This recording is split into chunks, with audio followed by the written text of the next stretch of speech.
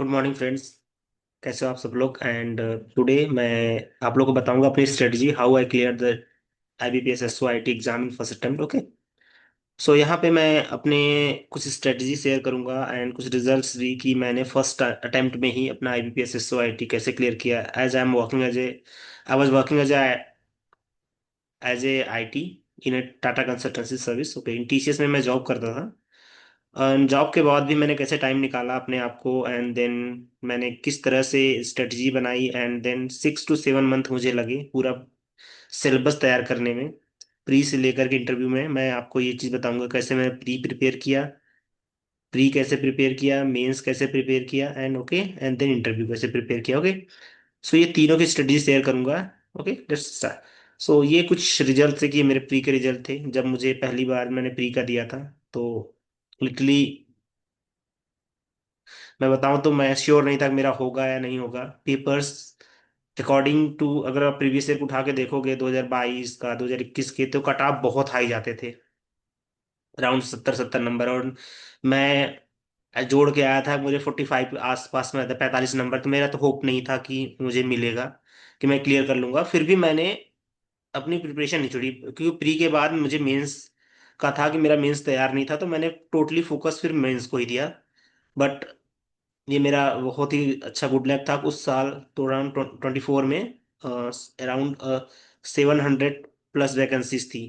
Okay, 700 plus vacancies थी, जिसकी वजह से कट ऑफ बहुत लो चला गया था, 36, जिसकी वजह से मेरा प्री क्लियर हो गया, वरना मेरा प्री सच में बताऊं नहीं क्लियर होता।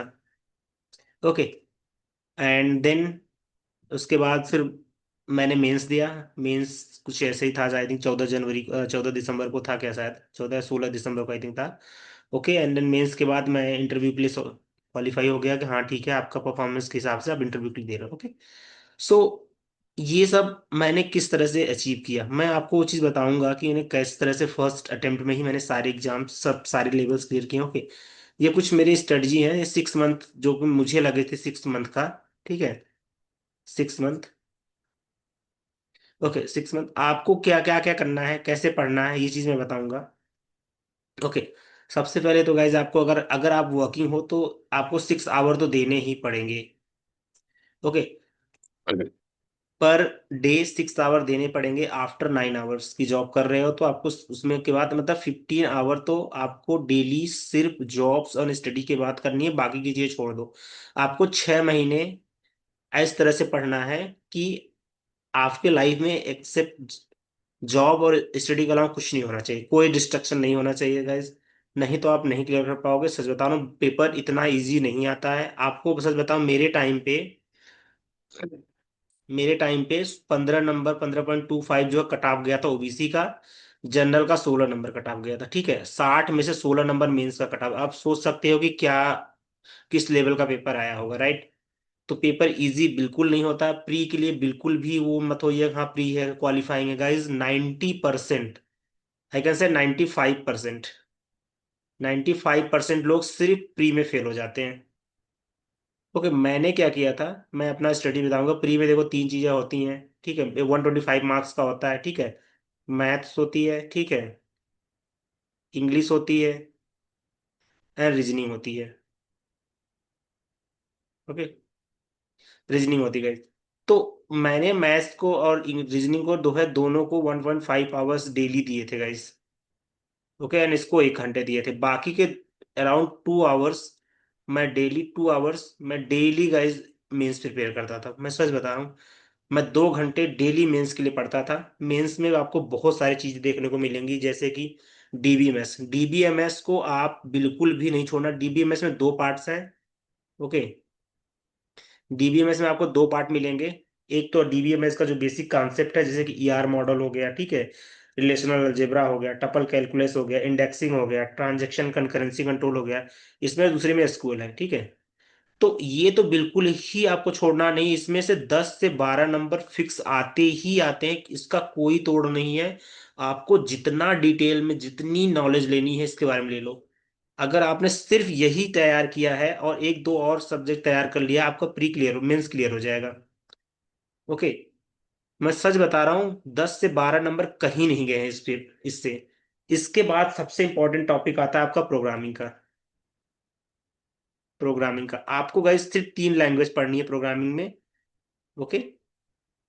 3 लैंग्वेज, पहला है C++, then Java, and then Python. जो भी आईटी में होंगे मोस्ट ऑफ देम की ये तीनों लैंग्वेज जानते होंगे। ओके। इन सब पे, इन तीनों लैंग्वेज पे हमारे आईबीपीएस एसओ आईटी में ये क्या है, कोड स्निप देता है। कोड स्निप का मतलब होता है एक छोटा सा कोड दे देगा, पूछेगा आउटपुट क्या आएगा। इससे 4 से 5 नंबर फिक्स हैं इनसे। आप बहुत सिंपल होता है, आपको सिर्फ बेसिक कॉन्सेप्ट जाननी होती है। अगर आपको, आपने इन सबसे बेसिक कॉन्सेप्ट जान लिया तो आपको कोई इश्यूज नहीं आएगा। आप इन तीनों के लैंग्वेज से एक वो कर ले सकते हैं, हेल्प ले सकते हैं। अगर तीनों लैंग्वेज आपको आती है, प्रैक्टिस के लिए आप चैट जीपीटी ओपन करिए, code snippet question for based on the Java language, Python language, C++, तो वो 50 आपको क्वेश्चन दे देगा। आप बस उसी 50 क्वेश्चन को प्रैक्टिस कर लो। आपको बस बता रहे हैं, उससे बाहर से कुछ भी नहीं आने वाला इसमें, जो कि मैंने किया था सच बताऊं तो। ओके। मैं आपको कुछ और चीज दिखाऊंगा कि मैंने नोट्स कैसे बनाए हैं, वो सारी चीजें। ओके।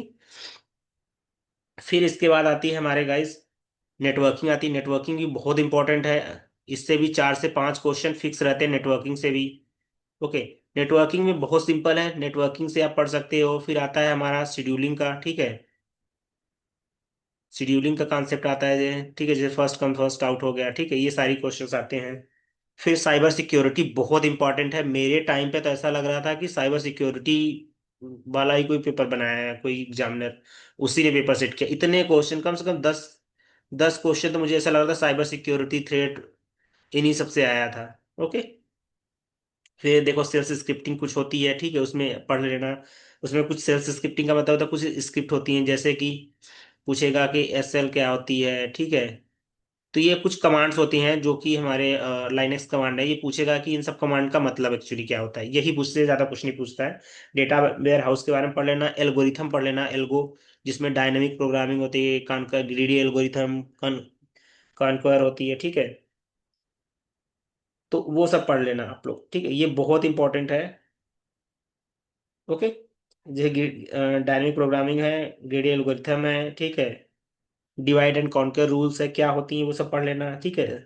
इसके बाद आपको ऑब्जेक्ट ओरिएंटेड प्रोग्रामिंग लैंग्वेज तो आनी चाहिए, ठीक है, उप्स तो आनी चाहिए, किसी भी हालत में उसके सारे कॉन्सेप्ट आने चाहिए, ठीक है। और आपको सिर्फ प्रॉब्लम सॉल्विंग के लिए नहीं, वो ट्री ग्राफ, ओके, ये सारी चीजें आनी चाहिए, जैसे कि डेटा स्ट्रक्चर जिसके बोलते हैं, ठीक है। तो वो सारी चीज आपको आनी चाहिए। इतना अगर आपने अच्छे से प्रिपेयर कर लिया, आपको अगर 2 आवर्स में बता रहा हूँ, सच बता रहा हूँ, 2 आवर्स अगर आप डेली दे रहे हो, नोट्स सिलेबस उठा लो आईबीपीएस का, ठीक है। अगर इससे बेटर है कि आप सेबी के सिलेबस देख सकते हो। सेबी का जो सिलेबस है वो डिक्टो या थोड़ा बहुत ज्यादा ही है आईबीपीएस से, ओके। बट बहुत अच्छा सिलेबस बनाया है सेबी, पूरा बहुत ही डिटेल में। आईबीपीएस का कहीं डिटेल में इतना नहीं मिलेगा, सेबी का एक एक टॉपिक, अगर बस वही टॉपिक ही तैयार कर लो, या एसबीआई एसओआईटी का टॉपिक तैयार कर लो, उससे बाहर से कुछ नहीं आएगा। बहुत डिटेल में इन्होंने बताया है, पढ़ाया है, ठीक है, और उस सिलेबस को बनाया है। बस आप उस सिलेबस को उठाओ, यूट्यूब पे सर्च करो, उसके नोट्स बनाना गाइज, नोट्स बनाना रिवीजन में बहुत काम आता है नोट्स। ओके। एंड देन जब ये सारा चीज हो जाए, तो आपको 2 घंटे डेली देना है 6 मंथ तक। 6 मंथ जब तक प्री ना हो जाए, प्री होने के बाद आपको पास 1 मंथ रहता है, ठीक है। उस 1 मंथ में आपको सिर्फ और सिर्फ 6 आवर जो है डेली, सिर्फ जो है रिवीजन पे देना है। रिवीजन, प्रैक्टिस और मॉक टेस्ट।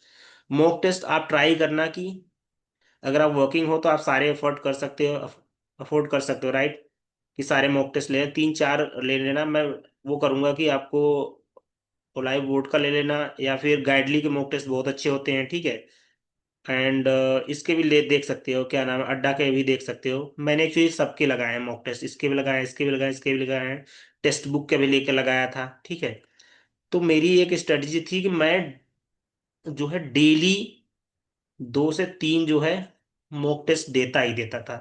जब तक प्री नहीं हुआ था, मैं प्री के 2 से 3 मॉक टेस्ट डेली देता था, ठीक है।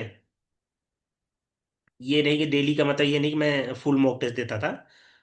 मैं ऑफ सेक्शनल देता था, एंड संडे सैटरडे में मैं डेली 2 मॉक टेस्ट देता था, मतलब क्योंकि संडे सैटरडे मेरी छुट्टी रहती थी, तो मैं 2 2 मॉक टेस्ट देता था, ठीक है।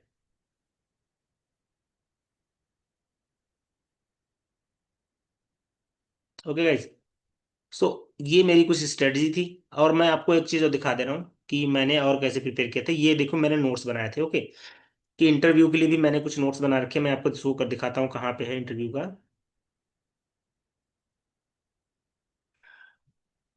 ये, इससे पहले कि मैं आपको ये चीज दिखा दूं कि देखो किस तरह से मैंने नोट्स बनाए थे, ईआर मॉडल, ठीक है। मैंने एक एक नोट्स बहुत दे दिए आईबीपीएस में, इसके डाल करके अगर आप स्क्रॉल डाउन करोगे इसको, तो आपको सीधे सीधे से सब कुछ दिखेंगे कि कैसे कैसे मैंने अपने नोट्स बनाए, ठीक है।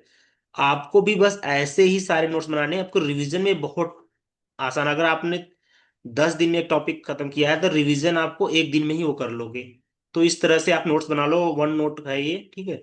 इससे बनाओ, आपको लिखने की भी जरूरत नहीं, सिर्फ स्क्रीन शॉट लो, यूट्यूब से बस लो, अटैच करो, और जो आप कॉन्सेप्ट लग रहा है कि ये चीज भूल जाऊंगा उसको नोट डाउन कर लो, मेरी तरह छोटे छोटे पॉइंट्स लिख करके, ठीक है।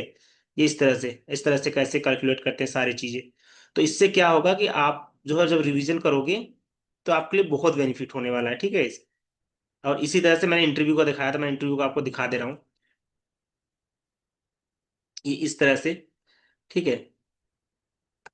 इस तरह से आपको नोट्स बनाने हैं कि इस तरह से किस तरह से क्वेश्चंस आते हैं, सबके बारे में बहुत डिटेल में लिखना है इंटरव्यू के लिए, क्योंकि इंटरव्यू के टॉपिक्स बहुत ब्रॉड होते हैं, कुछ भी पूछ सकते हैं। ओके, आईटी में हो तो आईटी से रिलेटेड मैंने सब कुछ नोट्स बनाया था, ओके। अगर आपको मेरे नोट्स चाहिए या फिर ये इंटरव्यू के नोट्स चाहिए तो गाइज आप मुझे कमेंट कर सकते हैं, मैं आपको सारी डिटेल, सारे नोट्स वगैरह मैं आपको प्रोवाइड करवा दूंगा। मैंने इंग्लिश के भी बनाए थे, जनरल के भी, सी एस आई टी का था, सी सैट टॉपिक था, तो ये सारी चीज़ें, सी सैट मतलब यूपीएससी की प्रिपेयर कर रहा था पहले मैं। तो ये सब चीज़ें जो है आपको मैं प्रोवाइड कर दूंगा, आपको कुछ भी करने की जरूरत नहीं, आप डायरेक्ट जाओ रिवीजन मारो। यहाँ से नहीं समझ में आ रहा है मुझे बताओ, मैं उस टॉपिक पे वीडियो लेकर आऊंगा गाइज, ओके। मुझे आई होप कि आप लोग को इस चीज़ समझ में आई होंगी कि मैंने कैसे पढ़ाई की थी, मैं इसको इस तरह से दिया था। 6 महीने आपको रिग्रस तरीके से मेहनत करनी है, and then after that only you will able to clear the your. Okay, तब तक के लिए guys thank you so much.